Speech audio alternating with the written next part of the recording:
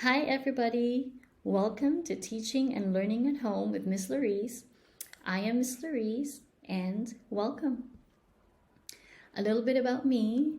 I am a mom to an 8-year-old boy and a 10-year-old girl, and I am currently homeschooling both of them.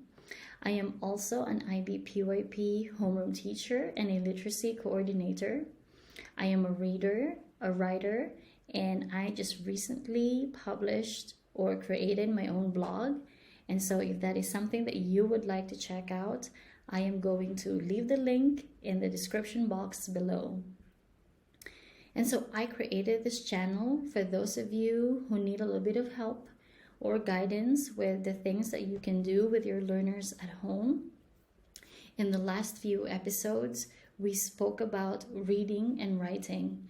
We talked about the mindset that we have when we are reading and writing. We talk about creating reading and writing routines at home. And in the last episode, we spoke about the things that you can do when you are reading with or reading to your learners. I also highlighted the different skills that our learners are learning when we are reading with them or to them. And so for this episode, we are going to talk about how we can empower our learners to read. We would like our learners to be able to read, to want to read, and to read independently. And so how can we empower them to read?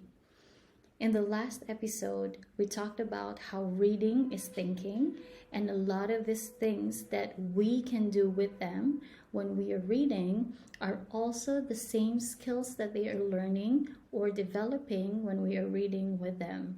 And so how do we empower them to read? First is remember to talk to them about the book that they are reading. Ask them about what the different things or elements of the story that reminds them of, like the characters or the settings, the different situations that is described in the book or that is happening to the character. Talk to them about their favorite parts. Talk to them about the things that they find confusing in the book, and pause and laugh with them at the funny parts, or maybe cry with them when something is sad, and just really engage them in a conversation so that they really feel like they are engaged in that book. The next thing we can do is to ask them about their opinion. Ask them what they think. Learners like it and they feel empowered when we ask them about their opinion. And so ask them questions and connect with them by listening. Oftentimes we are so eager to tell them what we think, to tell them what we think is right. And so we forget that listening is a very good way to empower them because they feel valued. When we listen to their thoughts and their ideas, and when we listen to their stories or their questions, they feel like we value what they think and we value their opinion. And so talk to them, ask them questions, and connect with them. These are the three basic but most important things that we can do to empower our learners to read. It is also very empowering for our learners when they know that they have a choice in the book that they are reading. Even though sometimes we feel like they might pick the wrong book, let them. Let them pick their own books to read and let them learn from their own experiences or mistakes. Let them pick the wrong book. Let them experience that the book might be too hard for them to read or too hard to understand, but let them learn that for themselves. Ask them, again, ask their opinion. Ask them if this is something that they would like to read, if this is something that they find interesting, or if this is a book that they find too hard, or the book that they find too easy. And so ask their opinion. And then again, connect with them. Connect with them by picking your own book and ask them what they think of what you picked. So this is about modeling, showing them that you are a reader too. Show them that you are also picking the right fit book for you. And so, how can we guide our learners to pick the right book? And so, this part right here is what I usually tell my learners, and so that to give them a little bit of guidance of how they can pick their book. And so, I would tell them that books are like shoes, they need to be a good fit for you. And so, I would tell my learners to just close their eyes for a minute and imagine that they are in the basketball court or in the tennis court or in the football court, and imagine that instead of their sports shoes, they are wearing high heel shoes, or that they are wearing their mom's shoes or their dad's shoes or their baby sister's shoes. Would that be comfortable to run around and play with? And of course, their answer will be no, and it will be uncomfortable, and it's just not the right fit for me. And so books are the same. Books could be a good fit, and it could be a bad fit. And so when they are picking their book, we need to tell them that they have to be a good fit for them. And so how can we guide them into picking the good fit book for them? So that they know, or to help them pick the right fit book for them, I usually use the 5-finger rule, right? So before we get there, how can we empower? These are the things that we can do again to empower our learners to read.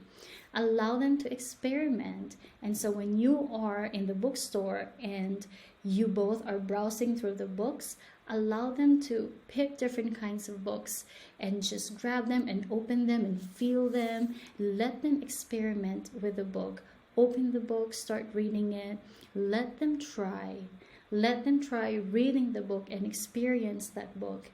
And if we want to empower them to read, have reading materials easy for them to reach or easy for them to access, so that they can experiment at their own time and try different kinds of books and in their own time. Connect with them by telling them that it is okay if they pick the wrong book. It is okay to experiment. It is okay to make a mistake and get a new book and try another one. And so if they keep experimenting and if they keep trying, what can they do so that they know that they have found the right fit book? So the 5-finger rule says, if they open the book to any page in any book, they should try reading that page. And if they find 5 or more words that are hard to pronounce or they find hard to understand, that book might be too hard for them. If they find 4 words that are too hard or 4 words that they are struggling with, then maybe that book is okay to try. Maybe they can give that book a shot and see if it is something that they could read, if it is something that interests them. So just give it a try and see if it is a good fit for them. If they find 2 or 3 words that they are struggling with in that book, then that could just be the right fit for them. Because you don't want it too hard, but you also don't want them to read something too easy. And so if they found 0 to 1 word that is hard or that they are struggling with, that book might just be too easy for them. And so I will tell my son, Micah, I would encourage him and reassure him that it is okay if he is reading something thin. He would sometimes feel discouraged when he sees his sister, Maya, reading thick books. He feels like he's not a good reader because he's reading thin books. And so I have to reassure him that you need to learn or you need to develop some reading skills first. So it's okay if you try something that is small or thin, because that helps you develop reading skills so that you can read a bigger book or a thicker book. And I would say the same thing to my daughter Maya. I would tell her that If she finds a book that is too easy for her, then she can read that on her own leisure time. It's like leisure reading.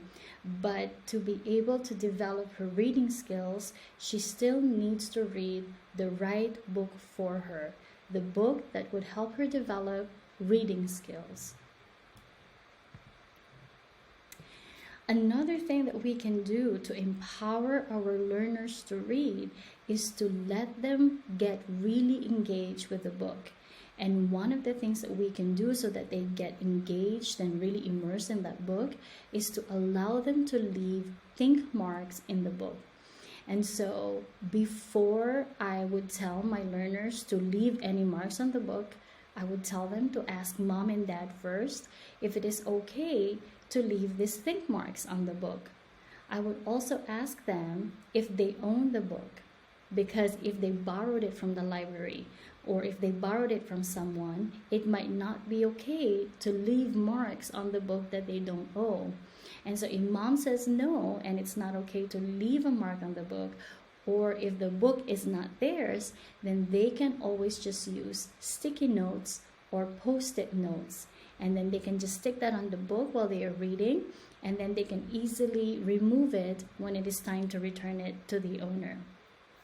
And so these think marks are basically allowing them to engage with the book by leaving those marks. So if they find something funny, they can leave LOL, and these marks can be tiny. They don't have to be big scribbles, and then the book will not look nice anymore. If they find a surprising part in the book, then they can put an exclamation mark. If they find something that they love or that it's their favorite part, they can put a heart mark. Over time, I noticed that my learners came up with their own think marks, like a happy part or a sad part or a disgusting part or disappointing. And so encourage your learners to come up with their own think marks. So let them get engaged in the book, allow them to leave marks or sticky notes in the book, and connect with them by getting immersed in the story together. And so again, talk to your learners, talk to your readers, ask them questions, and listen to them as they tell you what they discovered, what they find confusing, what they find surprising.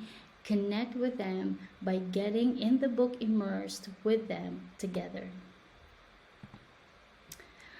All right, empowering our readers is really important.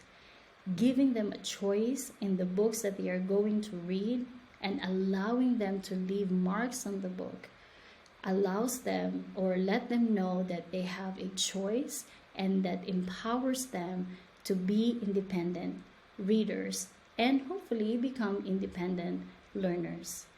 Thank you for joining me. I hope that you find this helpful.